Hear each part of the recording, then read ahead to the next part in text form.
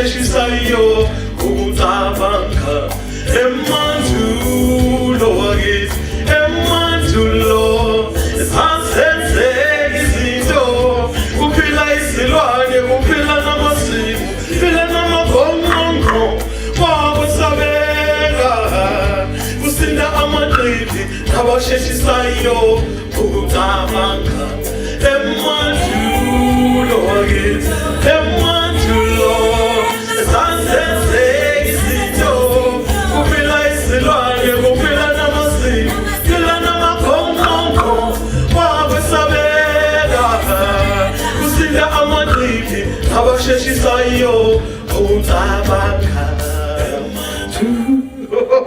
Sanibonani.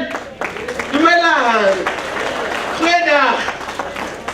Kalocha. Assalamu alaikum. Naso, kuseningizimu Afrika lakuhlala. Igama lami ngingunokugcina okamhlophe kazindela kankomonhle kachansa kathumbeza ophuthaza abaphuthaza izilokanye belesaba ontsombeza nangonyesi asabafokaza nazendaba omnyama. Uma sise-Afrika kunjena siyajabula ngoba kwenzakala izinto ezinhle.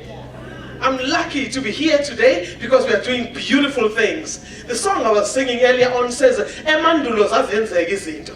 Okuphila wena zimu, wena gonqonqo, but the ones who survived, what is the gonqonqo in good English now? There's some people who are very educated in the house. What was the gonqonqo? Huh? They could swallow buffaloes alive, horns and all. Must have been a dinosaur of some sort. So we talk about those times of long ago, men eating ogres, all kinds of creatures, but the ones who survived were the fast thinkers. In the times we're living in, I think they're still around. I hear company swallowing company. I hear so and so overtaking so and so. It's lots of swallowing and swallowing. Only the fast thinkers are moving. That's life, forget. Fantastic, I'm lucky to be here. Savanna City. I'm taking you to those long ago times, to a young boy who loved what he was doing. He felt so blessed, so lucky to be the son of a man who had so many cattle. You were a man according to how many cattle you had. His father had more than 100 herd of cattle. And he was proud of that. He took care of them. Every morning when he woke up and had something to eat and prepared himself to go down to the river for the cattle to drink and went up the hill towards the grazing space over there, he was loving it. And as he walked with the other herd boys, they looked at the cattle. It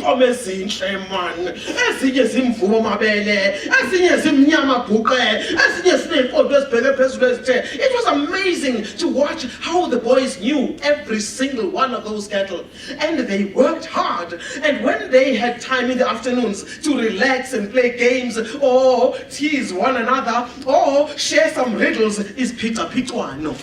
That's a difficult Zulu word, no? Pita. It's not pizza, it's pita. And they had a lot of fun while they're doing all of this, and sometimes they hunted and had some meat out there, and they came back home. And this boy thought he was the best herd boy indeed. When he came home and sat after the cattle had been put into the cattle kraal, he sat by the fire while his mother was cooking. Isjingisetanga. Oh, a lovely pumpkin dish. And while the mother was cooking, the grandmother would sit there and start telling stories. The children all responded, and she would talk, and the child listened and thought, I would love to see those places that my grandmother's talking about. I love traveling. One of these days, I'll go past those blue mountains far in the distance. That's what he was dreaming.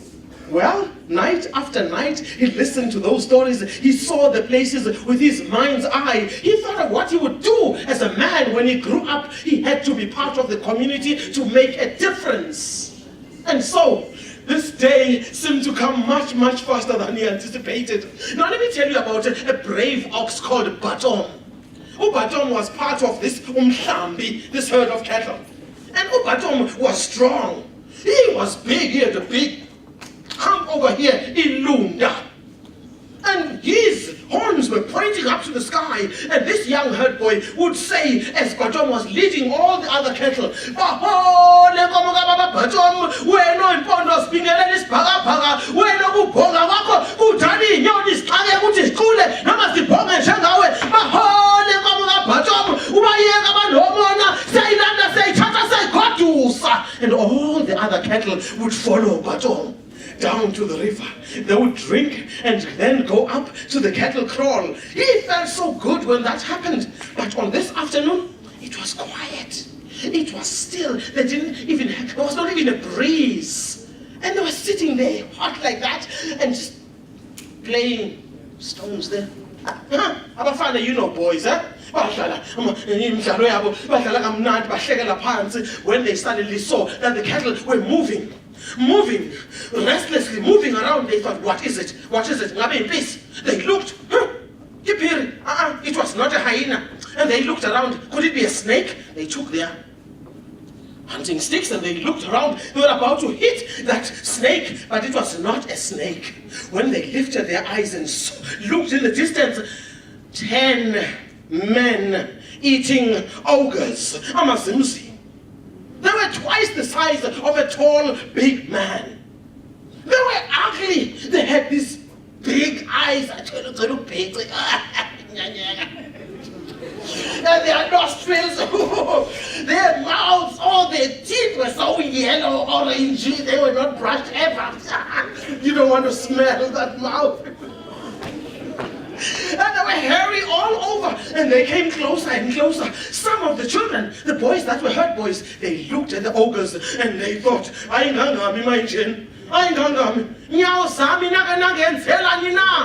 turned and they ran down the hill, leaving the cattle there. But this young herd boy thought, Mina, I'm going down. I cannot leave Batom here. I cannot do that. He stood there, shaking with fear, but he tried to be strong. No, I'm not scared at all. I'm not scared. And as he stood there, Batom, where am I? And he looked at the ogres. They got closer, and he looked at them. And they thought, this looks like the kind of ox we're gonna eat today. And so they hit him hard so he could move. He did not move and just looked at them. They hit him again. And what, Manja? Is that all you can do? Joella, yes.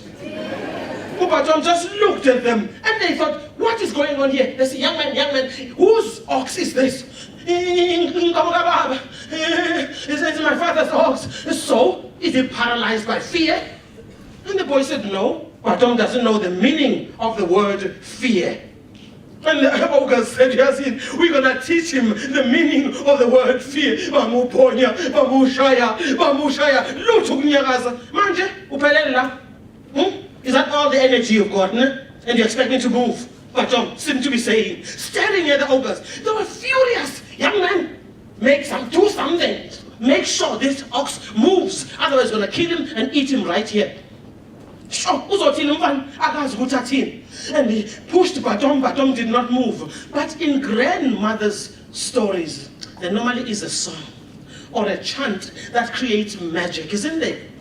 And he thought, maybe if I use one of those songs, maybe something will happen. Maybe the ogres will die, or they'll run away, or Batom will, I don't know. And he began to sing the song that went like this. Batom, Batom, singa fasonge, Batom, sobuya, Batom, hamanabo, Penkomogaba, singa fasonge, Batom, sobuya, Batom, hamanabo, Penkomogaba, singa fasonge, Batom, sobuya, Batom. What do you know? Batom began to move and move moo. And the ogre's eyes were big like this, and they followed the ox, and they drove him to their home. And they were moving a long time, and the boy thought, I'm not leaving, I've got to go with Batom. And so he traveled and traveled until they got to those blue mountains he was always dreaming about. He didn't think he was going to go there with man-eating ogres, but life is like that, Yabon. And so he went towards those blue mountains, and they went to the other side, and they found a flooded river. It had been raining a lot, and Batom stood and looked at the water, and he did not move. Just, tell your ox to move. We don't have all night, you man. And what could he do? He was scared, and so he began to sing to Batom to cross the river.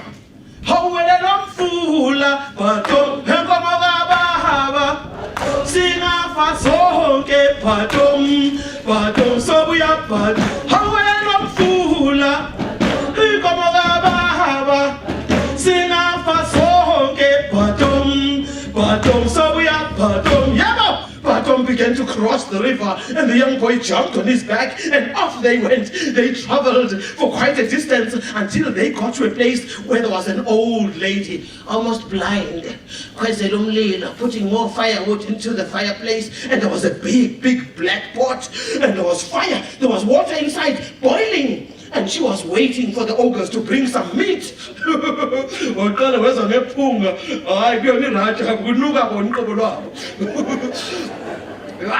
And she smiled, and they got closer, and there was Batom. They took out their spears, and they stabbed Batom. They wanted to kill him and eat him, chop, we're hungry. And they stabbed him, spear broke and fell down. And another ogre came and stabbed Batom. The spear broke and fell down. Another one came, Poko, Wawumkonto. What's the moon, Poko, Wawumkonto? Well, talk to your ox. I don't have time here. Tell him to die, man. And so the boy, with tears running down his cheeks, he looked at Batom and sang a song that says, please die, Batom. Please die, my father's ox. We might all die, but I believe we'll go back, Batom. We'll go back. So buya Batom. And so the song went like, Amfume ufe Batom, Bekomogababa, Singa fasonke Batom, Batom so buya Batom. Amfume ufe, Bekomogababa, Singa fasonke Batom, Batom so buya Batom.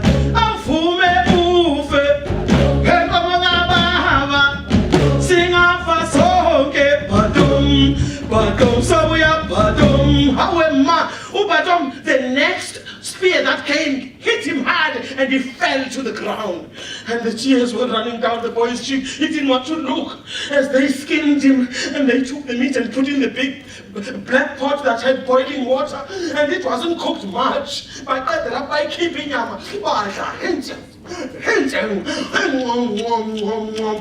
looking uglier than anybody ever looked ugly.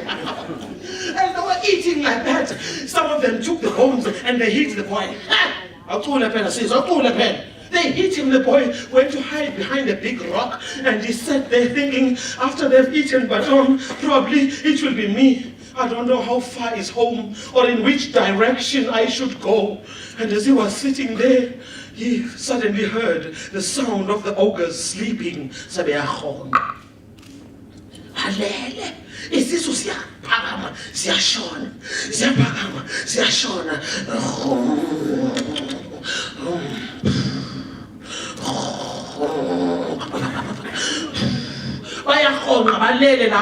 And he thought, maybe that song can do even more magic. And he tiptoed, took the bones, and went to the place where they threw away the skin. He opened the skin and put the bones inside. And then he took the head, made it point in one direction. I don't know where's home, but was you?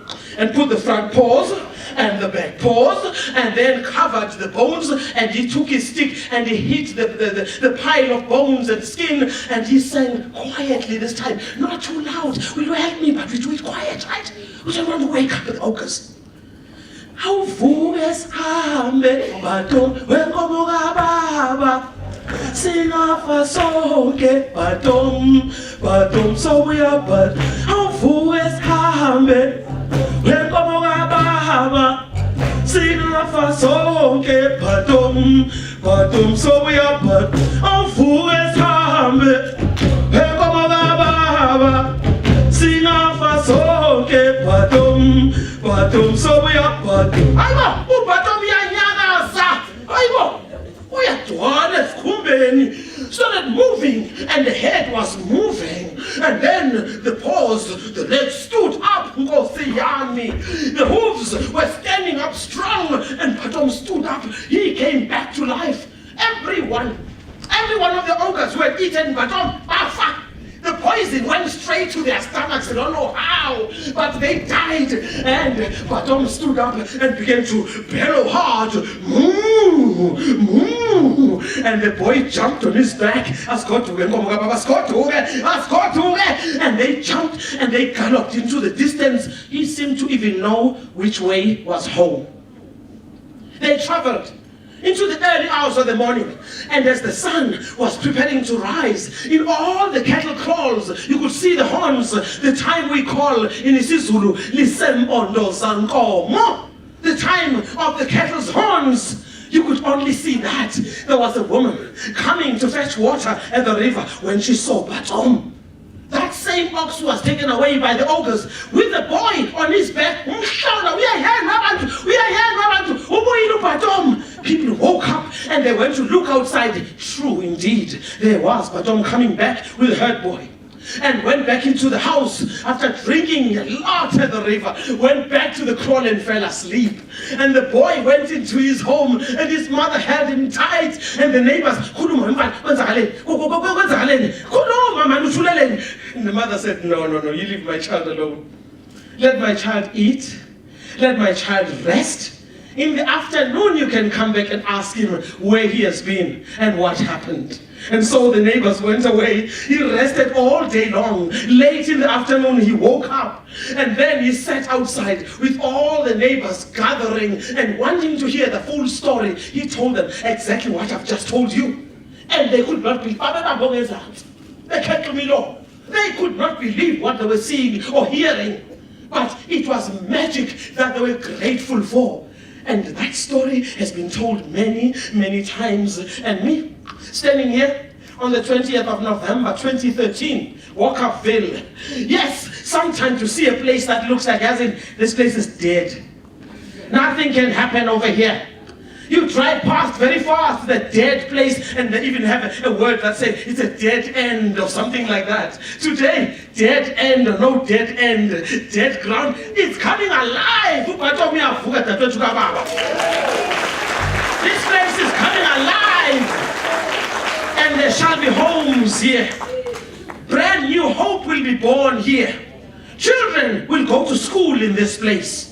Community centers, and people shall get to know one another. They shall understand afresh what this freedom means and nation building means. And it's not only just one organization or one company, it's different companies coming together. Saying we in business, we are part and parcel of the communities in which we operate. Government say walls of business, asibambisane sebenzeni, bayithulele ngoma, bathi uvuke sihambe Walkerville, because we've got a nation to raise. We've got hope to give birth to. We've got a joy that needs to beat in every heart of citizens of this land. That's where I rest my story.